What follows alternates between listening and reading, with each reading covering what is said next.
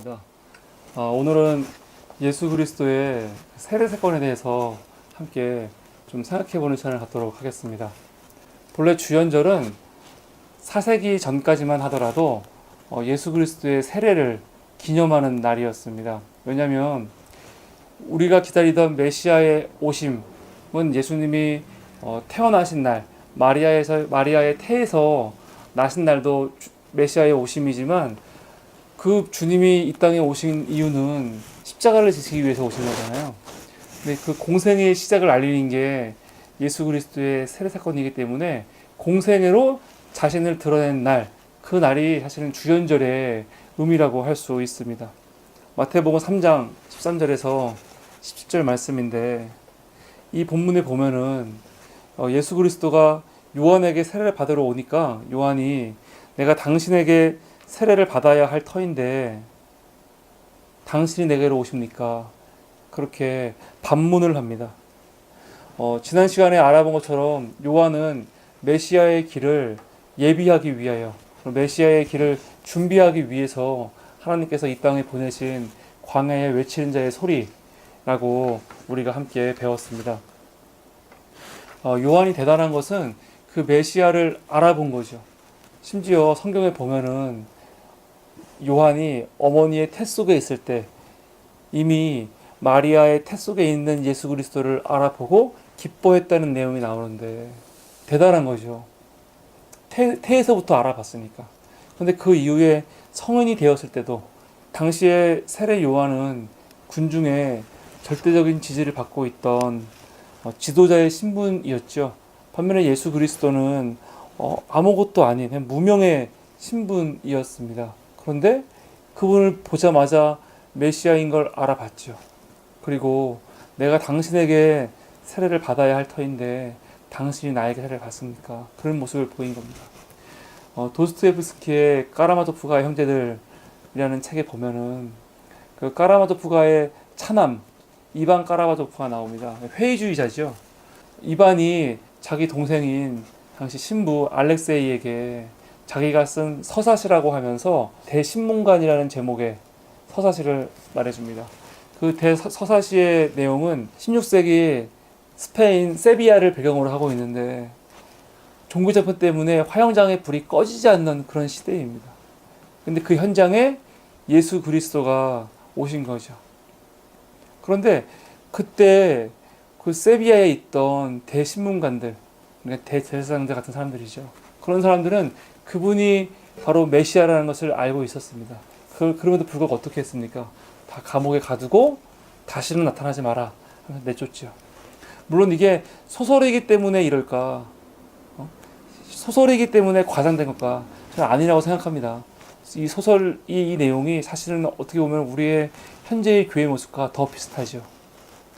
세례 요한이 자기가 높은 신분임에도 불구하고 무명의 예수 그리스도 앞에서 이렇게 겸손한 모습을 보인 거, 어떻게 보면 그게 더 환상이지 않을까, 더 허구고 더 소설이지 않을까, 그런 생각이 들었습니다. 그런데 예수 그리스도께서 그런 요한에게 이젠 허락하라, 우리가 이와 같이 하여 모든 의를 이루는 것이 합당하다라고 말하죠. 이게 무슨 말씀일까요? 먼저 예수님이 요한에게 세례받는다는 게 무슨 의미인지, 그게 무엇을 의미하는지 좀 생각을 해봐야 될 것 같은데요.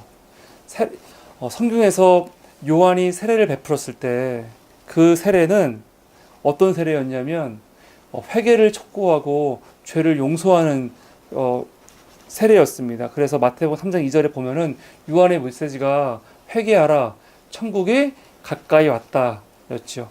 이 설교를 듣고 많은 사람들이 요한에게 왔는데 그 이유가 자신의 죄를 고백하고 죄를 용서받기 위해서였습니다. 요한에게 많은 사람들이 찾아가서 죄 용서의 세례를 받는다는 거, 이거는 사실 당시 종교 지도자들, 특별히 성전의 제사를 주관하던 사두개인들에게는 굉장히 중요한 그리고 굉장히 도전적인 일이었습니다. 왜냐하면 본래 율법에 따르면 사람이 죄를 용서받기 위해서 어떻게 해야 합니까? 제사를 지내야 됩니다. 성전에서 제사를 지내고 그러면서 거기서 수입으로 갖고 갈 수 있는 것들이, 세례 요한은 너무 간단하게 물로 세례를 주는 거죠. 더 이상 사람들이 성전에서 비싼 비용을 들여서 제사를 드릴 필요가 없고 자기의 죄를 정직하게 고백하고 물로 세례를 받으면 된다는 거. 이런 사고가 당시 많은 종교 지도자들에게 세례 요한을 굉장히 급진적이고 위험한 사람으로 봤을 겁니다. 하여간 중요한 것은 세례 요한의 세례는 죄에 대한 고백 그리고 죄를 용서하는 그런 함의가 담겨 있는 거죠. 근데 예수님이 세례 요한에게 세례를 받으러 왔습니다. 예수님은 죄가 있는 사람이 아니죠. 예수님은 죄인이 아닙니다. 그러니까 세례를 받을 필요가 없지요. 그럼에도 불구하고 예수님은 요한에게 허락하라. 우리가 이와 같이 하여 모든 의를 이루는 것이 합당하다라고 말씀하셨습니다. 세례 요한은 하나님께로부터 세례 사역을 위임받고 모든 인간의 모든 죄인의 대표 되신 예수 그리스도에게 세례를 줘야만 했고, 예수 그리스도는 하나님의 구속 사역을 이루시기 위해서 그 전 단계로 자신을 낮추고 자신을 죄인과 동일시하고 죄인과 연대하는 마음으로 세례를 받아야만 했던 거죠. 죄인이 받아야 하는 세례를 예수 그리스도가 받으셨다는 것은 예수 그리스도가 죄인이고 죄가 있다는 게 아니라 예수님 스스로 자신을 낮추고 죄인과 동일시하고 그럼으로써 자신이 대신 징계를 받고 그 사람들을 죄로부터 자유하게 하셨다는 것. 그게 예수님의 세례 사건에 담겨 있는 의미입니다. 본문 16절 17절에 보니까 예수께서 세례를 받으시고 물에서 올라오실 때 하늘이 열리고 성령이 비둘기같이 자기 위에 임했다고 말을 합니다. 이는 곧 메시아 시대의 개막을 알리는 거죠. 성경에서 하늘이 열리는 사건들이 종종 있는데 그 사건들은 선지자들이 계시를 받을 때나 아니면 신약에서 스데반이 순교를 앞두고 있을 때 그런 아주 큰 사건이 있을 때 보여진 이런 모습입니다. 아마 그 하늘이 열린다는 것은 정말로 하늘이 물리적으로 열린다는 것보다 그 내면에서 혹은 그 당사자들만이 볼 수 있는 어떤 환상을 본 거라고 할 수 있겠죠. 성령이 비둘기의 형체였다고 말하는데 이게 무엇을 의미할까? 어떤 해석은 노아의 심판이 끝나고 그 노아의 심판을 마무리 짓고 새로운 시대를 열 때 그것을 알린 게 비둘기거든요. 그러니까 비둘기는 새로운 시대를 알리는 상징이다. 또 하나는 예수님께서 뱀같이 지혜롭고 비둘기같이 순결하라고 하셨는데 그것처럼 비둘기는 순결을 상징하죠. 순결과 온유함을 상징하는데 예수님이 이 지상에서의 사역이 순결하고 온유하셨고 또 그렇게 되도록 성령께서 계속해서 도우셨다는 의미에서 성령을 비둘기같이 비둘기의 형체로 표현했다고 예수 그리스도께서 세례를 받으실 때 하늘이 열린 사건만 있었던 것이 아니라 하나님의 음성이 들렸다고 기록하고 있습니다. 하나님의 음성, 하나님의 말씀은 구약에서 보통 예언을 의미합니다. 예언이라는 것은 미래에 있을 일을 미리 알려주는, 점지해주는 그런 게 예언이 아니라 하나님의 말씀이 선포될 때 그 하나님의 말씀 자체가 예언이죠. 근데 그 예언이라는 게 사실은 구약에 보면은 말라기 이후에 예언이 끊긴 걸로 우리가 생각하고 있습니다. 하나님의 말씀이 단절된 시대죠. 그런데 예수 그리스도가 세례를 받으실 때 하늘이 열리면서 하나님의 음성, 내 사랑하는 아들이고 내 기뻐하는 자다라는 말씀을 들렸다는 거죠. 이것은 여러 가지 의미가 있는데 첫째는 말라기 이후에 단절되었던 하나님의 말씀, 예언의 시대가 다시 도래되었다라는 의미가 있고 예수 그리스도의 세례 현장에서 선포된 그 말씀의 내용이 메시아에 대한 예언이거든요. 구약의 메시아에 대한 예언이 성취되었다라는 의미도 있습니다. 멈췄던 예언이 다시 시작되었고 그 다시 시작되는 것이 구약에서 예언되었고 계속 증언되었던 메시아가 도래함으로써 다시 하나님의 말씀이 선포되기 시작한 거죠. 좀 더 엄밀히 말하면 하나님의 말씀이 육신으로 나타난 현현된 그런 현장이라고 할 수 있습니다. 이때 하늘에서 성부의 말씀이 단순히 성자와 일상 대화 가운데 벌어지는 그런 대화가 아닙니다. 이 말씀은 시편과 이사야서에 있는 이 메시아에 대한 말씀인데, 시편 2편 7절에 내가 여호와의 명령을 전하노라. 여호와께서 내게 이르시되 너는 내 아들이라. 오늘 내가 너를 낳았도다 라는 말씀이 있고, 이사야서 42장 1절에 보면 내가 붙드는 나의 종 내 마음에 기뻐하는 자 곧 내가 택한 사람을 보라. 내가 나의 영을 그에게 주었은즉 그가 이방에 정의를 베풀리라 라는 말씀이 있는데, 그 메시아에 대한 두 가지 말씀이 지금 하늘에서 예수 그리스도를 향해서 선포되고 있는 거죠. 이 말은 곧 성부께서 예수 그리스도를 향해서 바로 이 사람이 구약에 예언되었던 바로 그 사람이고 내 아들이고 내가 기뻐하는 사람이다, 그런 증언이라고 할 수 있습니다. 성부의 음성이 지금 이 세례 현장을 보면은 성부가 음성으로 함께하고 계시고, 성령이 비둘기의 형체로 존재적으로 또 성자와 함께하고 계시고, 하나님의 말씀이 육신의 모습으로 현현되어서 예수 그리스도께서 그 자리에 계시는 거예요. 성삼위 하나님이 함께 임재하는 그 현장이 바로 예수 그리스도의 세례 현장이라고 할 수 있습니다. 로이어르 반데르 베이던의 성 요한의 삼면 제단화를 보면은 당시 예수 그리스도께서 세례받는 장면을 잘 묘사하고 있습니다.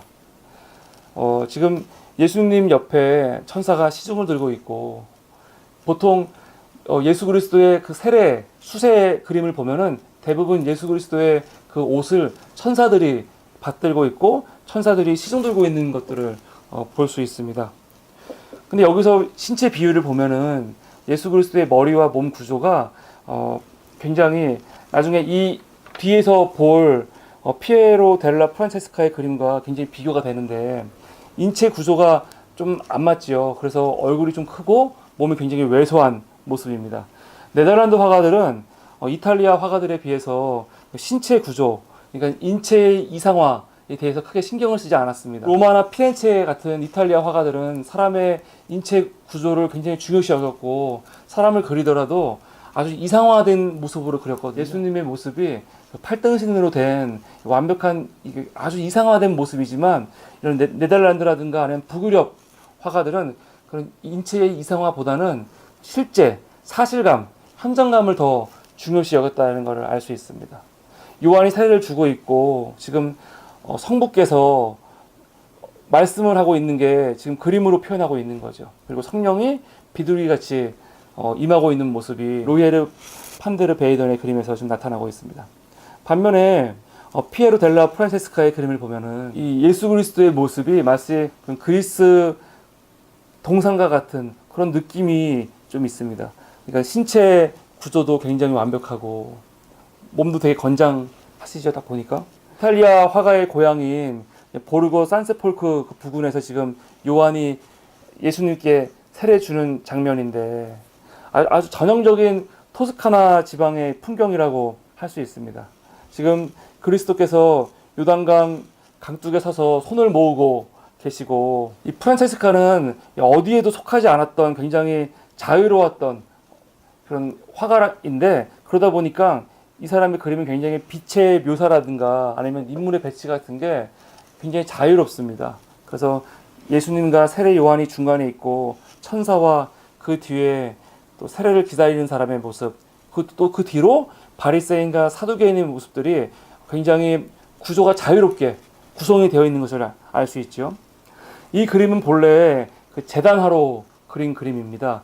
그래서 위에 보면은 반원형은 하늘을 상징하는 거고, 사각형은 땅을 상징하는 건데, 그림 안에서 지금 하늘과 땅이 이어지고 있는 그 화면이죠. 성령이 비둘기같이 임했다는 말씀처럼 이 그림 역시 지금 비둘기가 예수 그리스도에게 날아오는 장면이 그려져 있는데, 가만히 보면은 이 구름의 형체와 비둘기의 형체가 굉장히 유사합니다. 모든 구름들이 다 비둘기처럼, 비둘기가 양 날개를 피고 있는 것처럼 구름들도 지금 굉장히 옆으로 이렇게 퍼져 있는 모습을 알 수 있는데, 제가 이 그림을 보면서 느낀 생각은, 프란체스카가 이 그림에서는 최소한 성령의 감동, 성령의 임함을 어떤 물리적인 이맘보다는 내적인 이맘, 내적인 감동으로 더 표현했다는 느낌이 들어요. 왜냐하면은 다른 그림에 나타나는 비둘기와 다르게 이 비둘기는 이 구름의 형태와 좀 얼핏 비슷해요. 그러니까 사람들이 봤을 때는 이게 비둘기인지 그림인지 알 수 없고 사실은 구름의 모양이었을 거다. 그러니까 이 비둘기의 외형이 중요한 게 아니죠. 중요한 거는 이때 성령께서 예수 그리스도에게 임하셨다. 저는 오히려 그거에 초점이 맞춰져 있지 않나 그런 생각을 좀 했습니다. 예수 그리스도가 지금 한 발의 무게의 중심을 두고 S자 살짝 S자 모양으로 서 계시죠. 이런 예수 그리스도의 이런 콘트라포스토의 모습이 그러니까 한쪽 발에 무게 중심을 두고 서 있는 이런 모습들이 사실은 굉장히 그리스 신상, 그리스 문화에 나오는 그리스 신화에 나오는 그 신상들의 모습과 굉장히 유사합니다. 하얀 피부색이라든가 그런 것들이. 세례 요한은 옆에 보니까 지금 낙타 털옷을 입고 있죠. 세례 요한의 심볼은 어린 양이라든가 아니면 골풀로 엮은 십자가인데 이 그림에는 양도 없고 그리고 그 십자가도 없습니다. 오히려 이 그림의 중심은 중앙에 있는 예수 그리스도이고 이 예수 그리스도가 분명하기 때문에 그에게 세례를 준 사람은 요한이잖아요. 그러니까 굳이 어린 양과 십자가로 요한에 대해서 증언할 필요가 없는 거죠. 요한 뒤쪽으로는 다음 세례자가 지금 세례를 받을 준비를 하고 있습니다. 마태복음 3장 6절에 보면은 사람들이 이때 죄를 자복하고 세례를 받았다라고 이야기하잖아요. 그러니까 이거에 대해서 사두개인들이 긴장할 수밖에 없다고 아까 말씀을 드렸습니다. 죄는 원래 성전에서 제사를 지냄으로써 사해지는 건데 요한은 제사가 아니라 죄를 자복하는 거 그리고 세례를 주는 걸로 사람들의 죄를 씻어주는 의식을 해야 하기 때문에 사두개인들 특별히 종교 지도자들은 이거에 대해서 예민할 수밖에 없는 거죠. 그러다 보니까 뒤에 그 세례 받으려고 준비하는 사람 뒤에 지금 바리새인, 사두개인, 종교 지도자로 보이는 사람들이 세례 요한에게 나왔다가 돌아가는 장면이 보입니다. 왜냐하면 세례 요한이 독사의 자식들아 하면서 비판했잖아요. 돌아가는 장면이죠. 성경을 얼핏 보면은 요한이 메시지를 선포했을 때 많은 사람들이 회개를 했고 사두개인과 바리새인도 회개하기 위해서 세례받기 위해서 세례 요한의 세례 현장으로 나온 것처럼 얼핏 볼 수 있지만 세례 요한의 세례를 받으러 온 게 아니라 사실 그 장면을 감시하고 혹은 한번 보러 나온 거죠. 그러다 보니까 요한이 이 독사의 자식들아 하면서 비판하는 거. 똑같은 은혜의 자리라도 그 은혜의 현장에서 함께 참여하고 은혜를 나누는 사람들이 있고 그냥 거기서 어떻게 하든지 꼬투리를 잡고 아니면 비판하고 날카롭게 부정적인 모습만 보려는 사람들이 있는데 여기서 이 돌아가는 바리새인과 사두개인의 뒷모습은 그런 모습이라고 할 수 있을 것 같습니다. 그런데 재밌는 것은 이 바리새인과 사두개인의 옷이 단지 서방의 모습이 아니고 동방의 옷을 입고 있습니다. 아마도 이것은 우리가 지난번에 동방 왕들의 행렬에서 본 것처럼 동서 로마 교회의 회동을 기념하기 위해서 그린 것 같아요. 그런데 회동을 기념하기 위해서 동로마풍의 옷을 입힌 건 좋은데 그 대상이 바리새인이고 사두개인이었다는 거 이거는 또 다른 의미가 있지 않나 생각이 듭니다.